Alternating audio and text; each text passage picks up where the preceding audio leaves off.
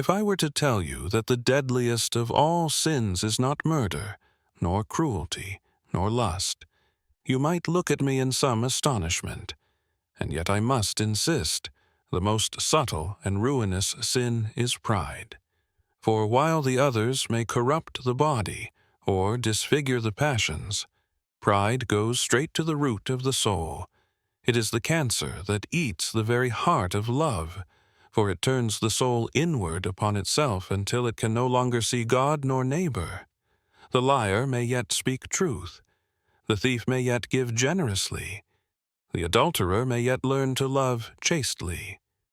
But the proud man, so long as he remains proud, cannot enter heaven, for he cannot bow his head. He refuses to need grace, and thus refuses the very cure for his disease. Pride is the greatest enemy within.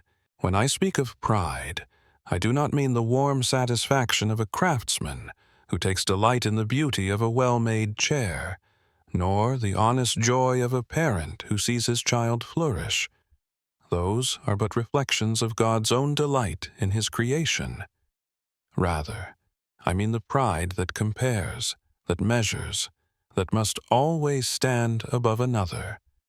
It is not the contentment of being good at something, but the poison of needing to be better than someone else. Pride is essentially competitive. We say a man is proud of being rich, or clever, or handsome. But in truth, he is only proud of being richer, cleverer, or handsomer than others.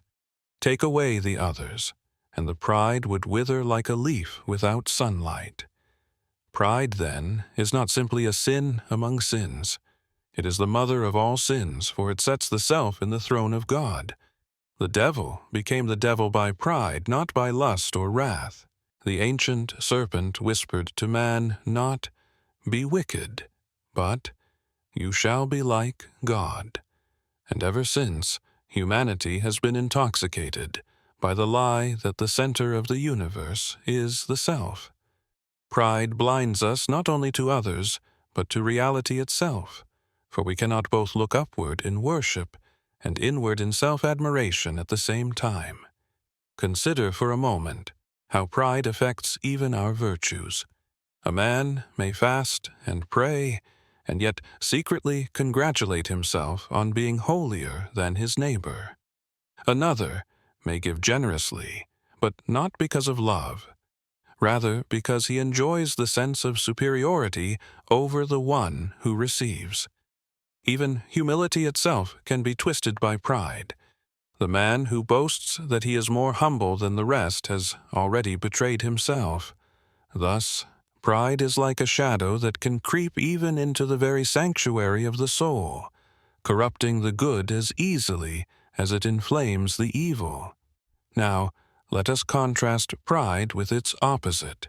True humility is not thinking less of oneself, as is so often misunderstood, but rather thinking of oneself less. It is not a groveling self-hatred, nor the denial of one's gifts. It is the sober recognition that every good thing we have is a gift from the giver. The humble man does not walk about declaring that he is worthless. Rather, he delights in the work before him, in the beauty of others, in the greatness of God, without the restless need to measure his place in the hierarchy.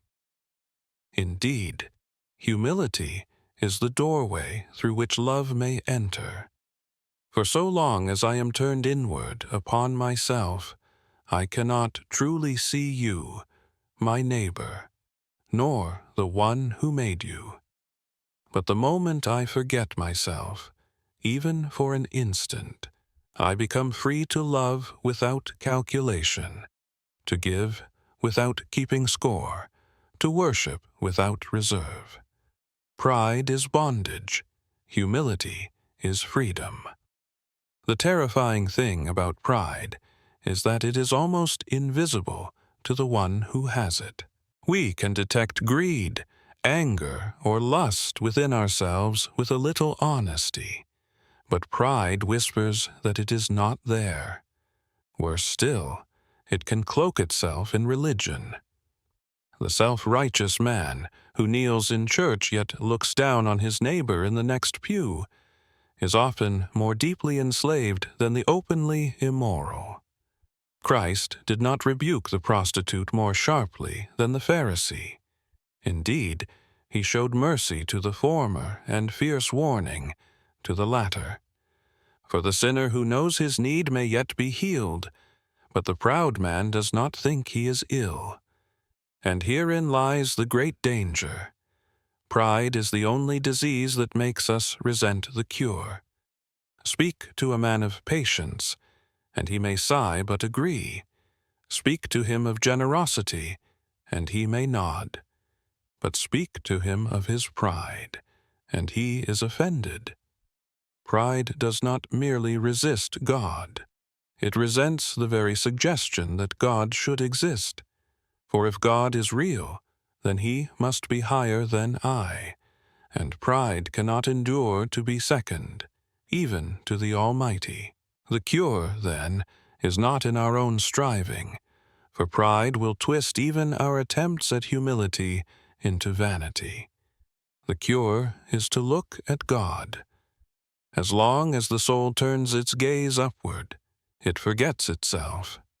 Like a man who gazes at the sea and loses all thought of how tall he is, or a child who stares into the night sky and forgets for a moment his little ambitions, so too, when we look upon the holiness of God, we cannot remain puffed up. His light reveals our smallness, but it also reveals His love, and in that love we are not diminished, but made whole. This is why worship is the antidote to pride. To kneel is not to debase oneself, but to enter reality, to see that I am not the center, that I am not sufficient, that I am not God, and that, paradoxically, is the beginning of joy.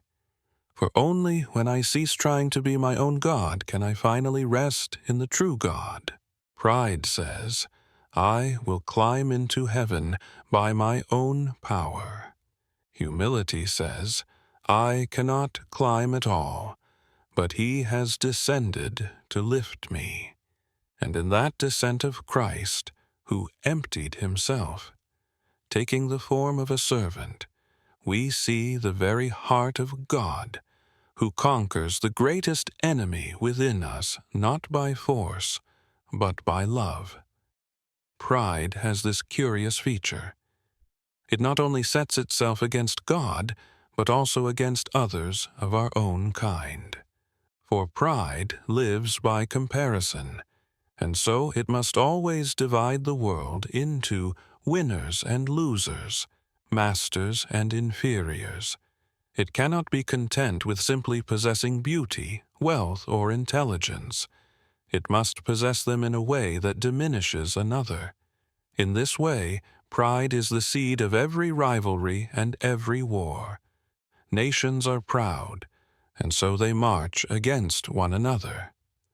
Families are proud, and so they fracture into jealousy and bitterness. Churches are proud, and so they split into factions where love ought to reign. Pride is the great divider, whereas love is the great reconciler. You may have noticed that pride always whispers in terms of rights, deserts, and recognition. I deserve better treatment. I am owed respect. Why should he receive honor and not I? And yet, when all is said and done, pride does not so much care about justice as about supremacy. If everyone were to suddenly bow to us, we would be content, even if justice itself were forgotten. Thus, pride wears the mask of righteousness, but hungers only for domination. Even in friendship, pride can poison the well. Instead of alighting in the goodness of another, it envies and resents it. A man may laugh with his friend, yet secretly he feels the sting of inferiority if his friend shines too brightly. He wishes, perhaps unconsciously, that the other might stumble, so that he himself may stand taller. Pride makes it impossible to genuinely rejoice in another's success or grieve over their fall. It makes our hearts small and our affections cold. And here we arrive at one of the saddest truths. Pride isolates us. It is the very opposite of communion. Heaven is, among other things, the perfect fellowship of souls with God and with one another, each delighting in the glory of the other without envy, because all glory is seen as a reflection of God's own. But the proud man cannot enter into such fellowship. He cannot share joy, for he sees every joy of another as theft from his own. He cannot kneel in worship beside his brother, for to kneel is to admit equality. Pride makes heaven itself intolerable. Now, how are we to be delivered from so great an enemy? The answer, I think, is twofold: truth and grace. First, truth. Truth about ourselves.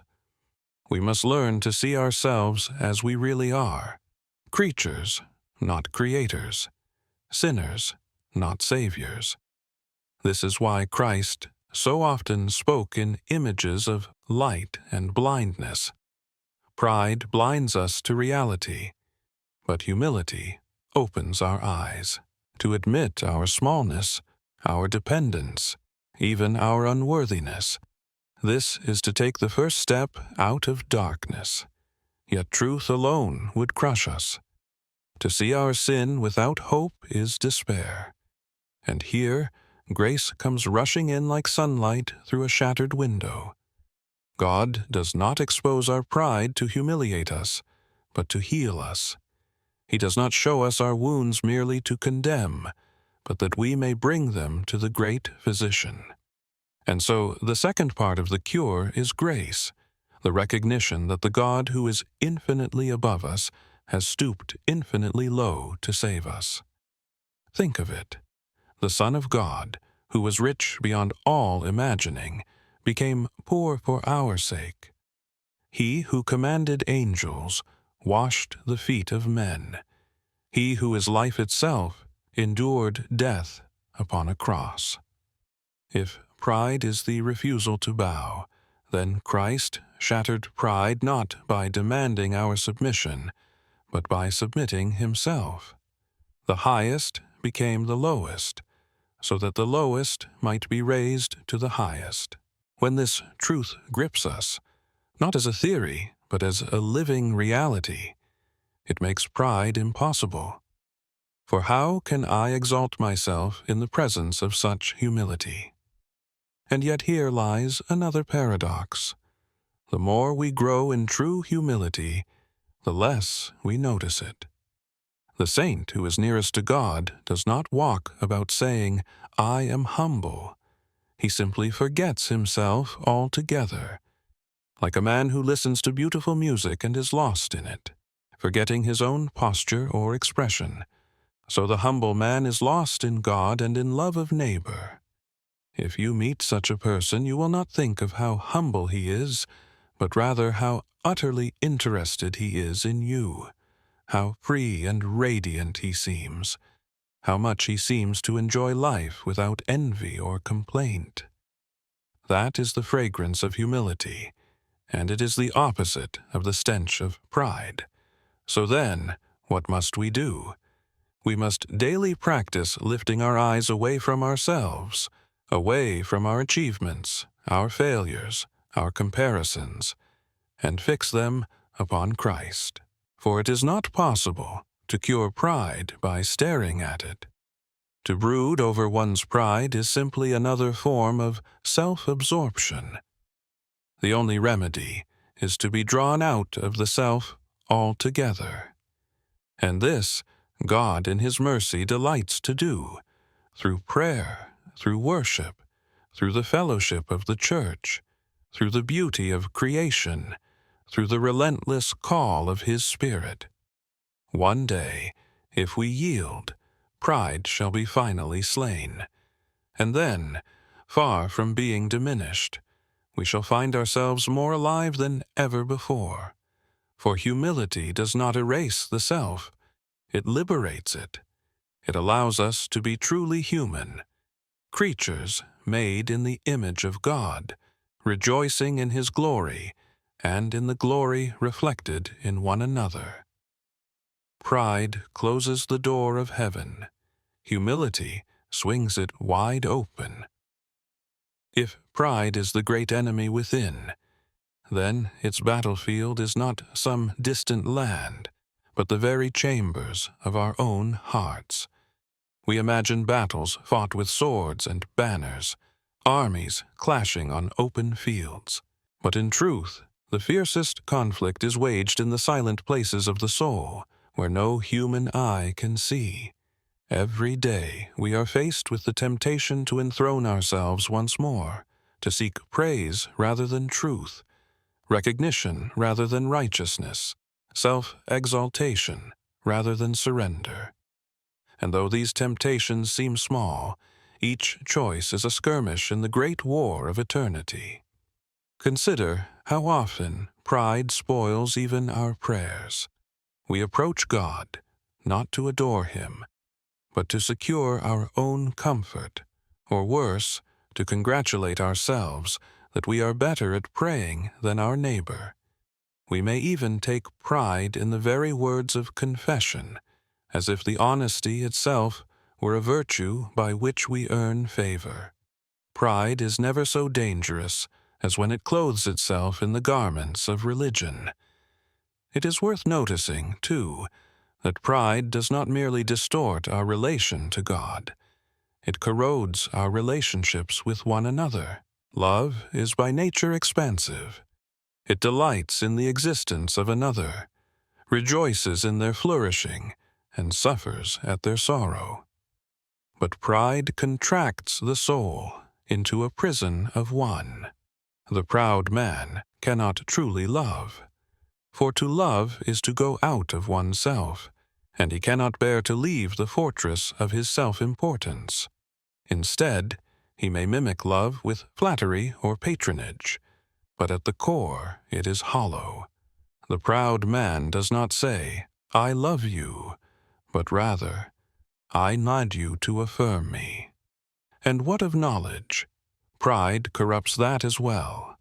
The love of wisdom becomes a contest of intellects, where the goal is not to know truth, but to appear cleverer than another.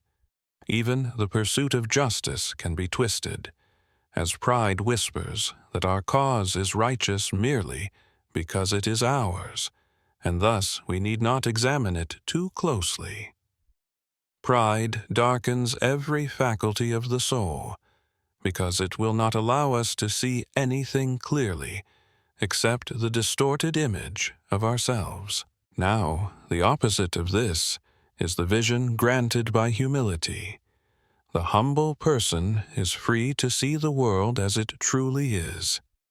He can see beauty without needing to possess it, truth without needing to prove it his own, goodness without resenting that another possesses it more fully. The humble person does not live in a shrunken world of constant comparison. He lives in the vast kingdom of God, where there is room enough for every soul. Let me put it this way. Pride is like a man shut in a tiny room with mirrors on every wall, endlessly staring at his own reflection, growing restless and weary, unable to see beyond himself. Humility is like stepping outside into a great meadow, where the sky stretches overhead, the wind dances in the grass, and one is free at last to breathe. The proud man gasps in suffocation. The humble man inhales eternity. But you may ask, how does one move from the prison to the meadow? The answer lies not in effort alone, for effort can itself be corrupted by pride. Rather, It lies in surrender. The proud man clutches at control, but the humble man releases it. He entrusts himself to God, saying, "Not my will, but thine be done." And in that surrender he discovers that he is not diminished, but enlarged. For the will of God is not the will of a tyrant, but of a father whose deepest desire is to make his children whole. When we yield to him, he does not crush us into nothingness. Instead, he begins to restore us into the fullness of what we were meant to be. For pride shrinks the soul to the dimensions of the self, but humility opens the soul to the infinite. To lose oneself in God is, paradoxically, to find oneself truly. "Whoever loses his life for my sake," said Christ, "will find it." And so the cure for pride is not despairing self-hatred, nor a frantic attempt to achieve humility.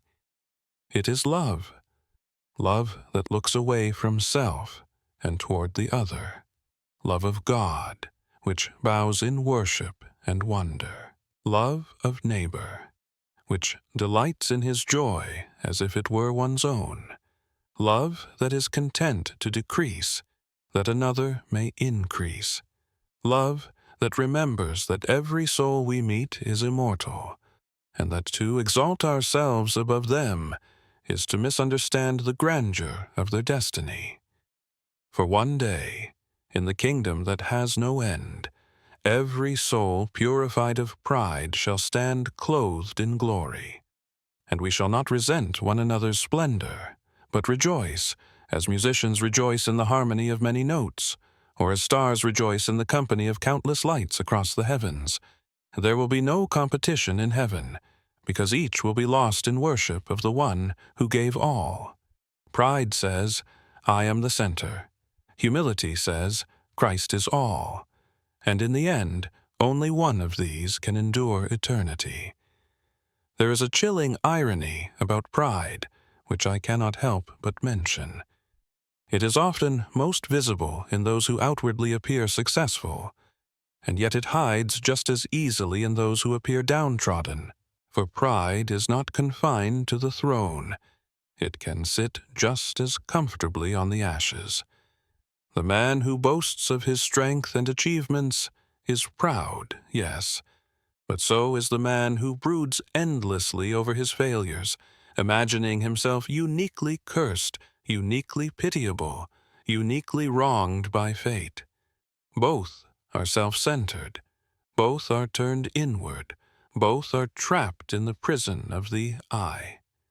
Pride wears many masks, and self-pity is among the most deceiving. And so it is not position, nor wealth, nor even apparent humility that tells us whether pride rules in us, but rather the direction of our gaze. Are we always looking inward, circling endlessly around the self? Or are we learning, slowly and haltingly, to lift our eyes outward, to the God who made us, and to the neighbors whom he loves? The proud man builds a hall of mirrors. The humble man opens a window. Now, pride is often thought of as strength, as a kind of armor to guard the soul. But in truth, it makes us desperately fragile. For if my sense of worth depends on being superior to another, then I am forever at the mercy of comparison. The moment another surpasses me, I am undone. The proud man must always defend his honor, demand recognition, assert his greatness, lest the mask slip and reveal the insecurity beneath. But humility, paradoxically, makes us unshakable.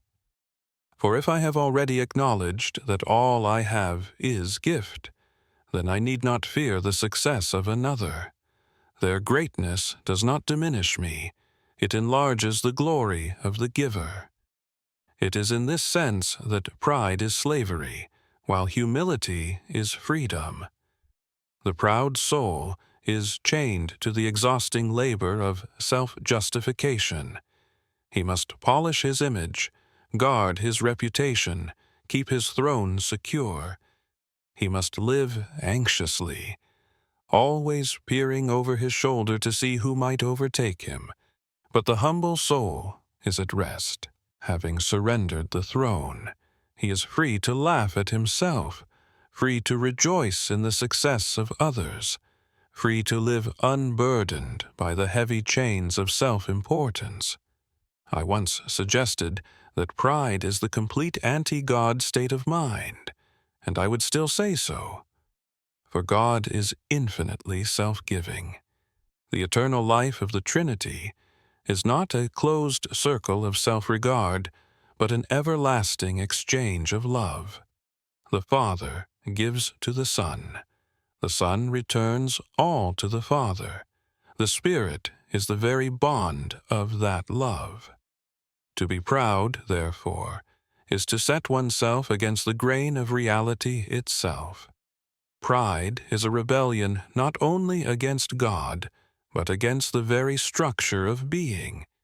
No wonder it breeds misery. And no wonder, too, that the Son of God came not as a conquering emperor, but as a servant. He came to teach us the rhythm of heaven, where greatness is measured not by how many serve you, but by how fully you serve. He came to embody the truth that the lowest place is not shameful when taken for love's sake, and that the crown of glory is given not to those who demand it, but to those who take up the cross. Think of it. The one who flung galaxies into space bent down to wash the feet of fishermen. The one before whom angels veil their faces allowed his own to be spat upon. The judge of all the earth stood silent before human judgment. If ever there were an antidote to pride, it is this vision. For the proud heart cannot look long at the humility of Christ without either breaking or hardening completely. This, then, is the great choice before us, to cling to pride and remain shut up in the narrow dungeon of self, or to surrender to humility and walk into the boundless fields of God's love. Pride shrinks, isolates, enslaves. Humility expands, reconciles, liberates. Pride says, I must be first. Humility says, the last shall be first, and the first shall be last. Pride demands its crown now. Humility receives its crown later, and discovers it to be far more radiant than anything earth could bestow. And here lies the final paradox. When pride is slain, joy is born. For only the humble can laugh freely, love deeply, and live eternally. Pride is the great enemy within, but humility, born of grace, is the key that unlocks heaven's gate. Shall I continue? The battle with pride is not one that ends in a single moment of victory, as though we could cast it off forever by a single act of will. No, pride is like a many-headed beast. Strike it down in one form, and it rises again in another. Confess it today, and tomorrow you may find yourself proud of having confessed it. Renounce your superiority in one matter, and suddenly you find yourself taking pride in being humbler than your fellows. It is a subtle foe, constantly changing its disguise, constantly whispering, constantly demanding the center stage. Yet we must not despair. For though pride is a great enemy, it is not unconquerable, not because of our strength, but because of His. God opposes the proud, but He gives grace to the humble, and that grace is inexhaustible. It flows into the soul as living water, washing away the poisons of self-love, and filling us instead with love divine. The cure for pride is not to turn inward in endless suspicion of ourselves, but to turn outward and upward in adoration of Him. Think of pride as a shadow. You cannot chase it away by striking at it with your fists. You cannot command it to depart by sheer force of will. But the moment you open the shutters and let the light in, the shadow must retreat. So it is with pride. The more the light of God's presence fills the soul, the more pride is exposed for what it is, a hollow illusion, a lie that shrivels in the brightness of truth. The work is not to crush pride directly, but to let in more of the light. It may help us to remember that humility is not something alien to us, as though God were forcing upon us a posture contrary to our design. Rather, it is the original state of man. Adam and Eve, before the fall, were naked and unashamed, not merely in body, but in soul. They had no need to boast, no need to compare, no restless craving for superiority. They knew themselves as creatures, utterly dependent, yet utterly loved. And in that knowledge, they were at peace. Pride entered when they reached for more, when they believed the lie that they could be like God, without God. Ever since, our hearts have been restless, seeking to recover by force what can only be given by grace. Christ comes to restore us to that original posture. In Him, we see the perfect man, the truly human life. He depended utterly on His Father, spoke only what the Father gave Him, did only what He saw His Father doing. And yet, in that dependence there was no diminishment, but fullness. He was free, free to give Himself away, free to love without limit, free to bow low, free even to die. And by dying, He destroyed death, and by humbling Himself, He was exalted above every name. This is why humility is not weakness, but strength in its purest form. The proud man builds walls to defend his greatness, but the humble man has nothing to defend, and so nothing can wound him. The proud man must constantly prove himself. The humble man is content simply to be. The proud man grasps for crowns. The humble man receives them as gifts.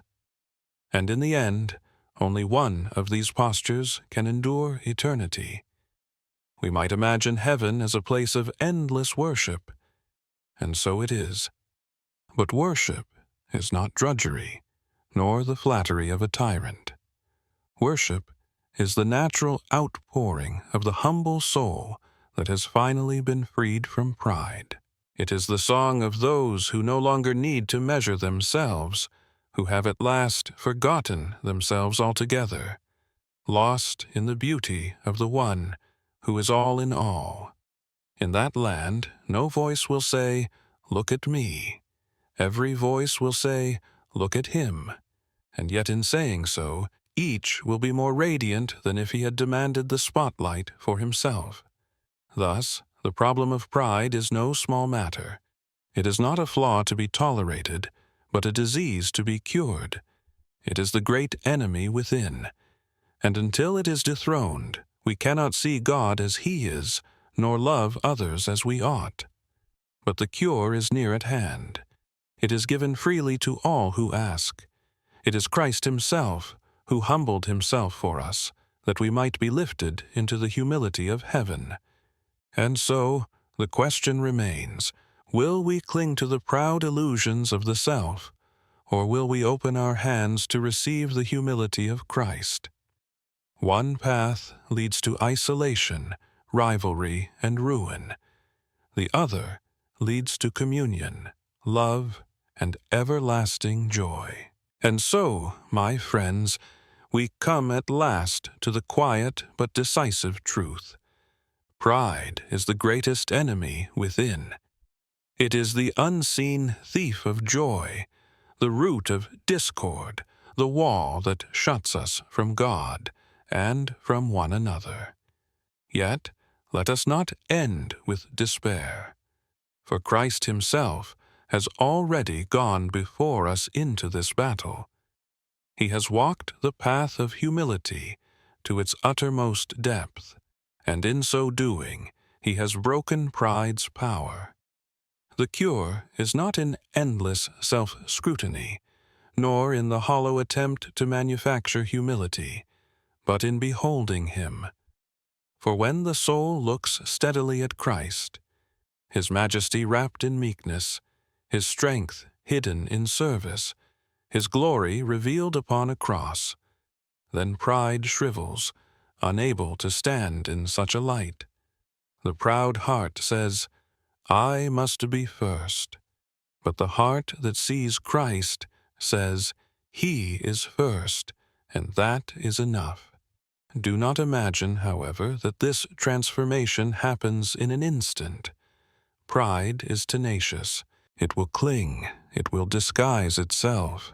It will whisper in 1,000 forms. But each time we choose to lift our gaze from ourselves to Him, each time we bend the knee in prayer, each time we rejoice in another's blessing rather than envy it, we strike a blow against that ancient enemy. Slowly, steadily, pride weakens and humility grows strong, and in humility, love begins to flourish. It is love that casts out fear. It is love that makes service a joy rather than a burden. It is love that enables us to rejoice in the splendor of others, knowing that their glory is not a threat, but a reflection of the same light that shines upon us. Pride isolates, but love gathers. Pride hoards, but love gives. Pride ends in ruin, but love endures into eternity. I sometimes think that heaven itself will be the final cure of pride, for in that land there will be no comparisons, no rivalries, no envy. Each soul will be radiant with glory, yet none will desire to be above another, for all will be lost in the infinite beauty of God, and in Him every difference will be cause for delight, not division. We shall look upon our brothers and sisters and see not competitors but companions, not threats but fellow heirs, each beloved beyond measure. And at the center of it all, we shall see Christ, the one who humbled himself to the dust, and who now reigns exalted above every name. Until then, we walk the narrow road of humility, not by our strength, but by His grace.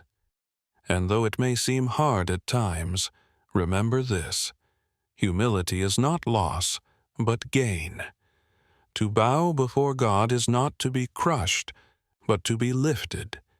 To surrender pride is not to vanish into nothingness, but to awaken to true life. For only when self is dethroned can Christ take His rightful place, and only then will the soul find its rest. My dear friends, let us not be deceived. Pride is indeed the greatest enemy within, but it is an enemy that has already been defeated by the cross. If we will but follow the humble King, we too shall share in His victory.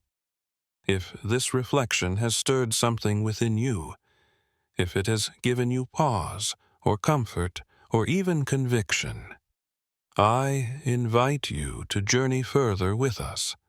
Like, comment, share, and subscribe, so that together we may keep seeking the light, and in His light find freedom from the shadows. For pride may be strong, but the grace of God is stronger still. And that grace is offered even now to you.